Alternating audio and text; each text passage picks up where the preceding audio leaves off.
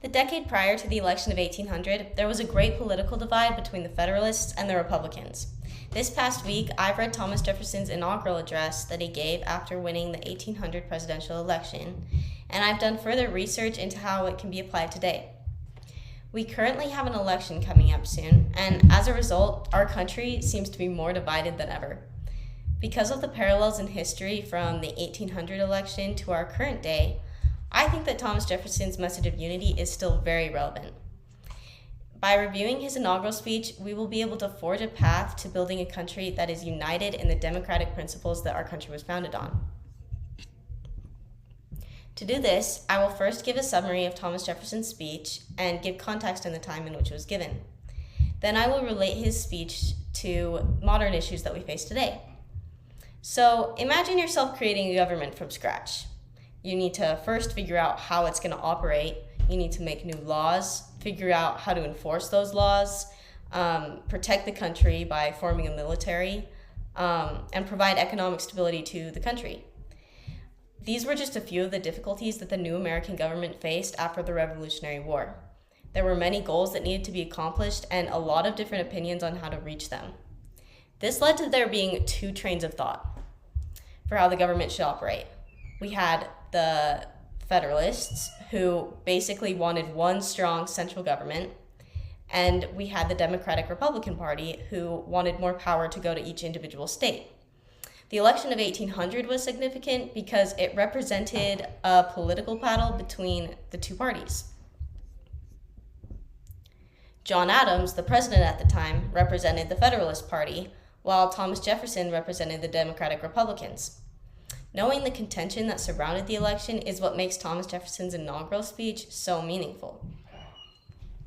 He talked about unity and reconciliation and called for Americans to put aside their differences in political affiliations to remember the principles of liberty and democracy that the country was founded on. The speech effectively marked a peaceful transition of power to a different political party, which set an important precedent for future elections.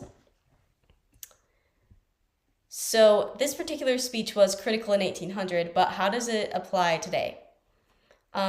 We're currently facing an upcoming election where the two candidates represent opposing political parties. I believe that, as Thomas Jefferson said, we need to remember the common values that we share as Americans instead of fully focusing on our differences. We can accomplish so much more if we remain civil and work together as a united people. Thomas Jefferson notably said, "Every difference of opinion is not a difference of principle." This statement is relevant to us today more than ever before. We need to remember that just because someone has a political view that differs from our own, it doesn't make them a bad person. We usually share the same end goal. It's our opinion on how to get there that's usually different. Thomas Jefferson remarked in his speech that every difference in opinion is not a difference in principle. Differentiating between the opinions and principles will be necessary in remaining united as a country. Moving forward, it's imperative that each political party learns to cooperate with one another.